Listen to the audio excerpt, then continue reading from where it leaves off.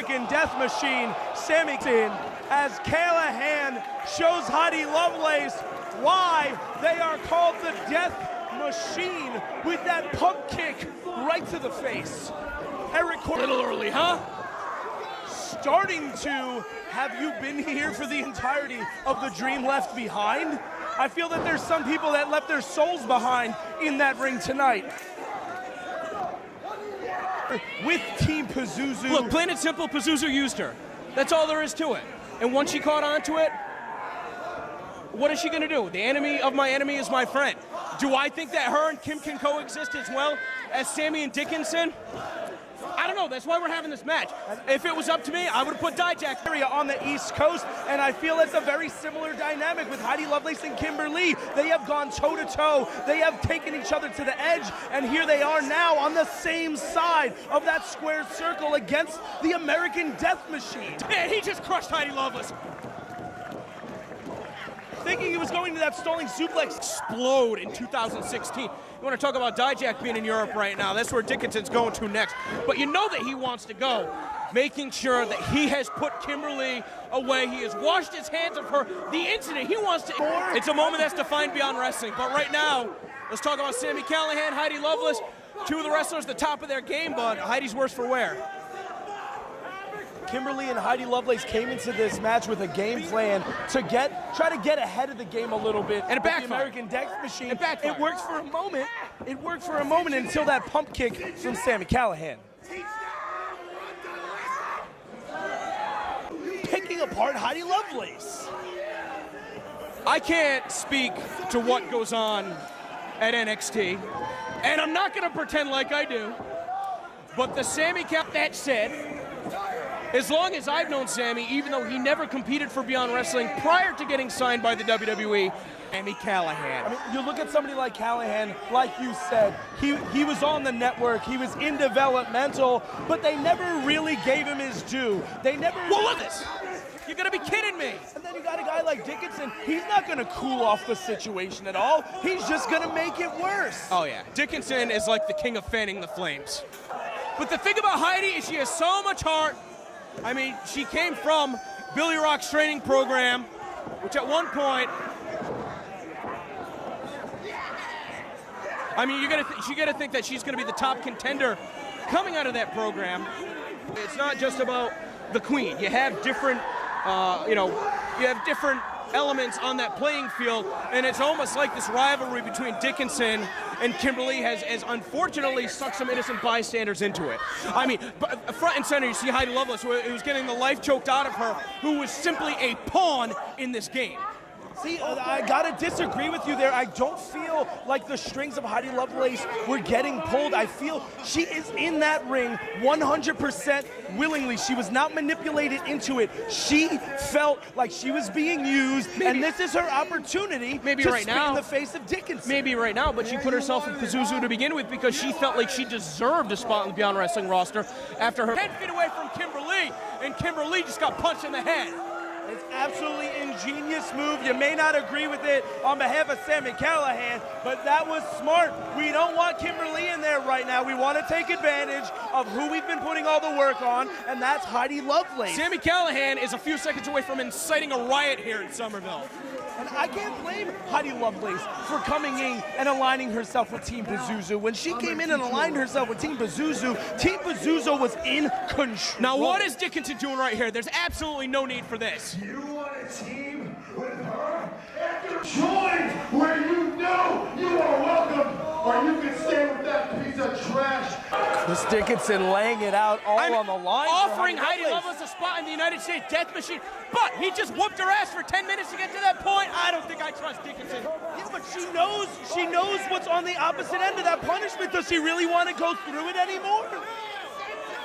Oh, I think we got our answer, and Dickinson got a kick to the back of his skull. Heidi Lovelace, let it on. Kicking Dickinson off. Dickinson stalled first in a Sami, and here comes Kim. Kimber Lee thinking better of it, got herself perched off on that top rope. Using all of her body weight. She's outsized by Dickinson almost 2-1. Yeah, but like think Chris Dickinson's made her walk through hell before, and want to talk about conditioning, how much muscles you're carrying, all that stuff. That's not a factor when you think of the personal animosity between these two. And tonight, hopefully, the final example. Sami's collapsed. Dickinson struggling to get himself back up to his feet. I don't know if this is a wise decision trying to get... Oh, and with a knee strike of his... Oh, my God. And right... When they put together this match, this is not the position that I think Kim and Heidi pictured themselves in. Well, let's be real. I think that just refusing the offer to join the United States Death Machine has incited the Callihan Death Machine. You see him just coming in with that hip. With the boot of the, the sole of the boot going across the face. Looking for another one. He heard Kim coming in. No, with the roundhouse. That was a mistake. Can she find her footing? Yes, the Swanton bomb. Double cover. Is the referee going to allow this? He is Get in a going position. to allow it. Dickinson just smothered him. Callihan making that mistake. He heard Kimberly. What is Dickinson doing right here? What is he possibly? No, what could he have possibly had? A double Pazuzu bomb? You're telling me he's not strong enough? Listen, man, I could suspend a lot of my opinion, but I don't think. Back and forth. Have you ever seen anything like that? The first time I've seen something like that. Oh!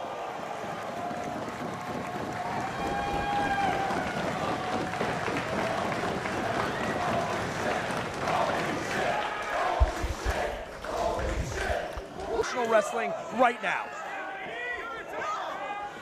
Heidi Lovelace fighting. But doing Sami. Underhooking those legs.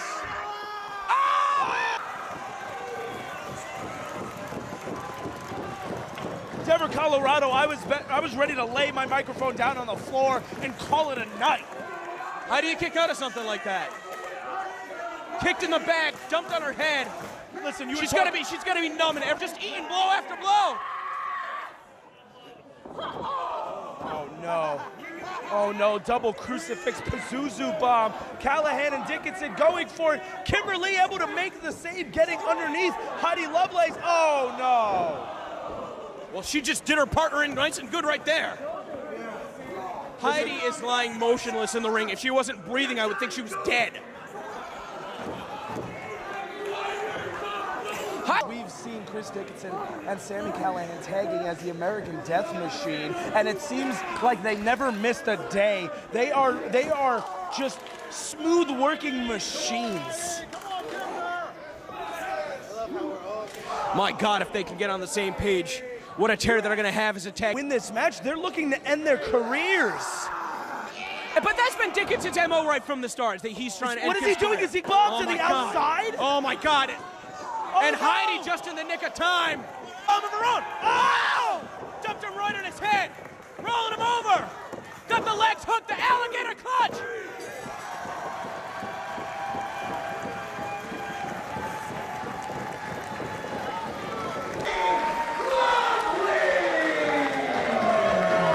I don't think there's ever been a better representation of Lee fed Chris Dickinson a Pazuzu bomb. Kimberly has had a tough year. It all goes back. Anything goes. No disqualification match. But after almost a full year later, the team has been put to rest. Kimberly receiving her retribution against Chris Dickinson, the American Death Machine, Team Pazuzu. This is being in that ring tonight. Please, look, Mom, no fans.